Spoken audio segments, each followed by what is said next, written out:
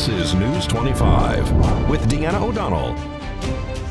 News 25, local news you can count on. News is brought to you by J.K. Nelson Law. Give them a call, 727-9900. Welcome to News 25. Today is Friday, January 14th. Well, a passerby discovers the body of a man on Pahrumph's far north side this morning. Now, Nye County Sheriff's Office investigators are trying to figure out what happened to him. A passerby in a recreational vehicle notified the Nye County Sheriff's Office this morning that they have located a deceased person on the north side of Pahrump. The individual was located off of Black Rock and Hardscrabble Street. Nye County Sheriff's Office deputies and detectives arrived on scene. They say that this death does not appear to be suspicious. Detectives say that they have notified this individual's roommates, and they are still attempting to locate the next of kin before they release this person's identity. And the Nye County Sheriff's Office is also investigating the death of a second person today. A woman's body was discovered this morning, known as a homeless camping area here in town. Right now, it appears her death was accidental. Nye County Sheriff's Office deputies and detectives were dispatched to the homeless camp behind Pahrump Valley Auto Plaza just off Charleston Park this afternoon for a report of a dead body outside a trailer. The female was reportedly on the ground, and the death appears not to be suspicious in nature. The individual was a resident of the homeless camp and has family in the area who have been notified of her death. The public administrator was on scene this afternoon to take control of any of the individual's possessions to distribute them to family members. And a Pahrump family is picking up the pieces after a devastating fire destroyed a large portion of their home on Wednesday afternoon. Pahrump Valley Fire and Rescue Chief Scott Lewis says it appears a pan left unattended on a stove sparked the blaze. As we were responding, we noticed a very large dark-colored smoke column developing in the area of the reported fire. As crews arrived on location, they found heavy fire showing in the middle of the structure. Both the rear and front door have been left open, so it was creating a vent pathway through the middle. Heavy fire conditions. Our scene size up revealed a down power line which was energized, so we created a safe area around that down power line, made sure the firefighters and all of the community members who were assisting at the scene were safe. Valley Electric responded, secured the power. We then focused on the structure, quickly controlling it with no further extension. It appears to be accidental in nature, related to unintentional cooking fire, leaving a pan of warming oil alone on the stove. The house was occupied at the time. They didn't realize they had stepped away from the immediate area. When they came back into it, they found the kitchen fully involved in extending in every which direction. It was delayed in detection of the fire. Once they did detect it, obviously the fire conditions had worsened, and thus their main priority was escaping and trying to get their animals out. The larger animals were out. We lost a cat and several reptiles within the structure. Overall, though, fortunately, there was no significant injuries. We assessed one for possible smoke inhalation.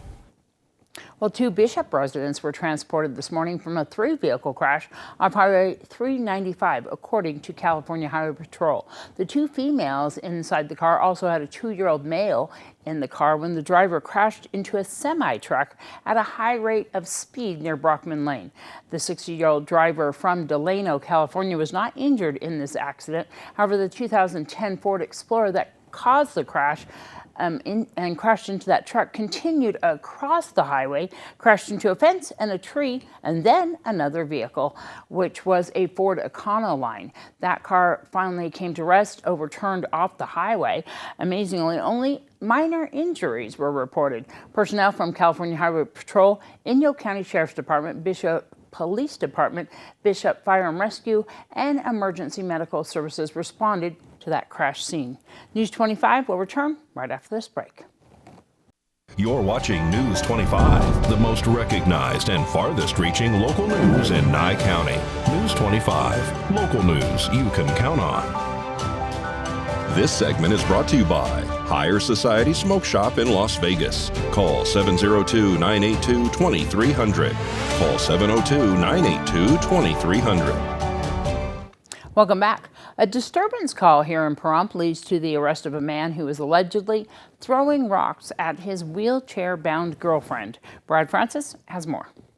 Greg Stonebreaker is under arrest and has been booked into the Nye County Detention Center on 1 count of domestic battery, 1 count of obtaining or possessing a credit or debit card without the consent of the cardholder, and 3 counts of possession of a dangerous drug without a prescription. Nye County Sheriff's Office deputies were dispatched to a disturbance near Barney Street and Wilson Road. A witness told officers Stonebreaker had gotten into a fight with his girlfriend, who was in a wheelchair. The witness says Stonebreaker threw rocks at his girlfriend and hit her in the back with a broom. While speaking with the witness, officers heard yelling and located Stonebreaker and his girlfriend nearby. Deputies say Stonebreaker made suicidal comments, so he was placed into custody for a legal hold. According to the arrest report, the victim says Stonebreaker did throw rocks at her and one struck her in the face. Stonebreaker was taken into custody for the domestic and taken to jail. When officers searched a bag Stonebreaker had been carrying, they found 2 prescription bottles that contained a variety of pills, 4 credit cards, and 2 debit cards. The sheriff's office says none of those items appear to belong to Stonebreaker. During the investigation, deputies spoke with a relative who said the credit and debit cards belonged to her late husband. She went on to say she was unaware that Stonebreaker was in possession of the cards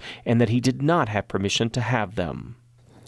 Well, Serenity Health continues to play a key role in the COVID pandemic health crisis. A healthcare organization is seeing a dramatic increase in the number of people seeking COVID tests. Serenity's Brandon Ford says they offer testing 4 days a week, and there's no cost to the patient. Serenity's been here in the community for over 8 years now.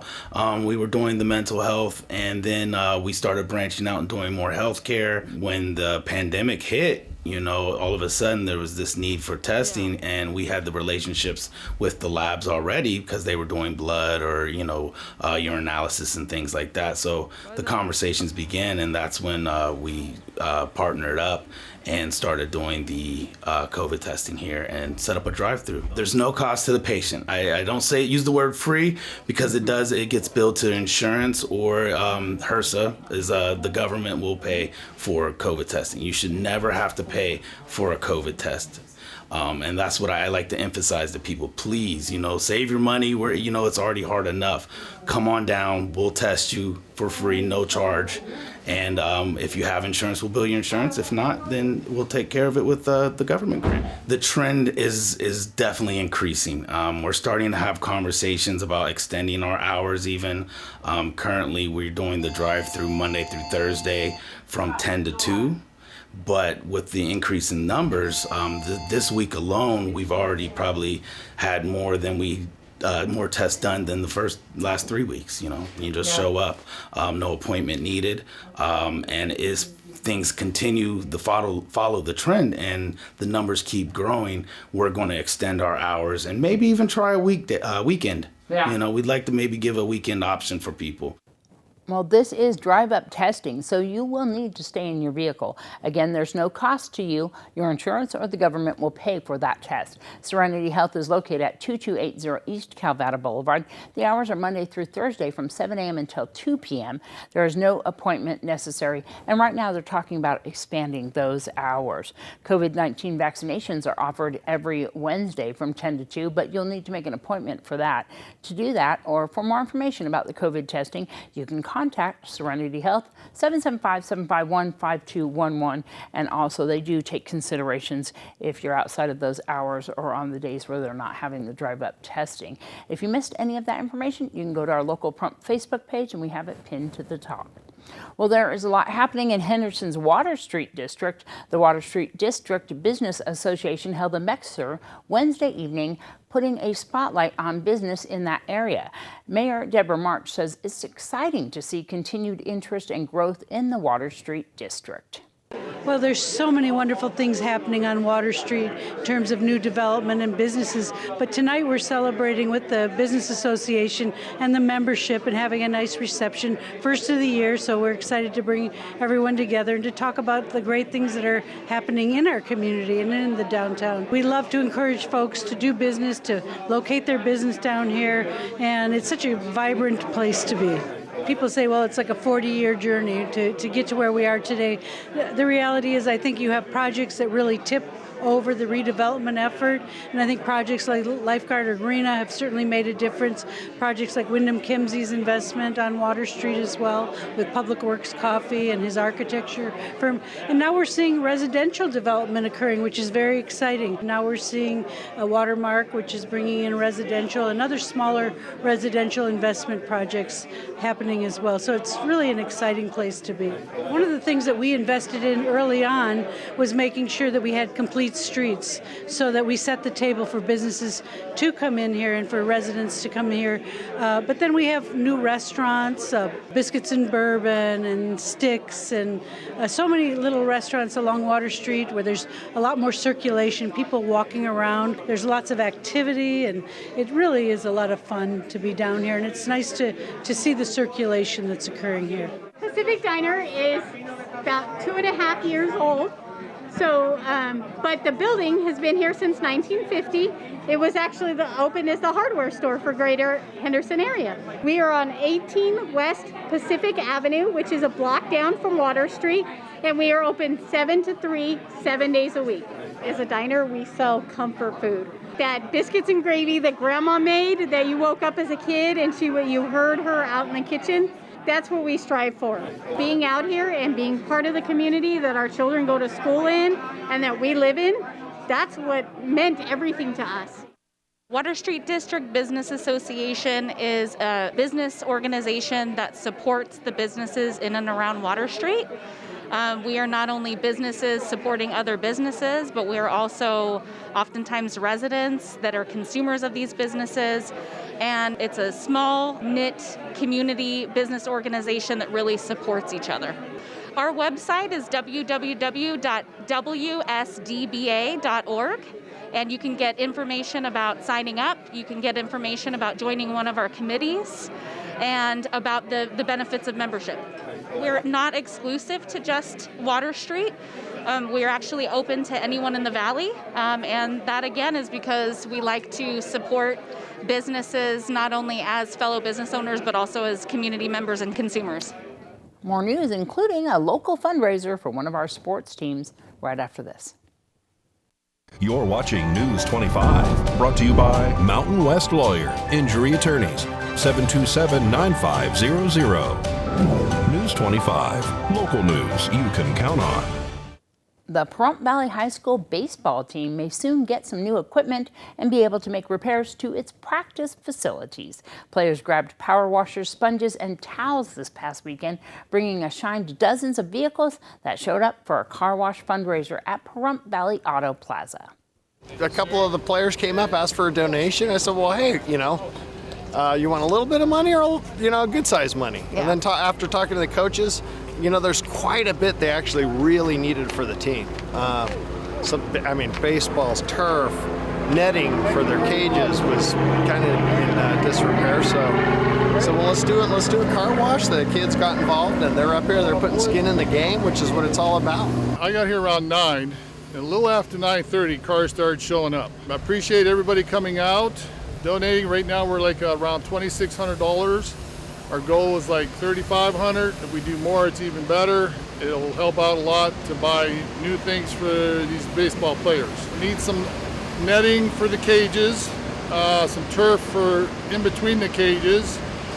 We need nets for the backstops that they move around to protect players when they're playing, pitching, stuff like that, and then maybe some kind of supplies, maybe new helmets. They're spraying off before we get into the car wash just to get some of those extra bugs and stuff off.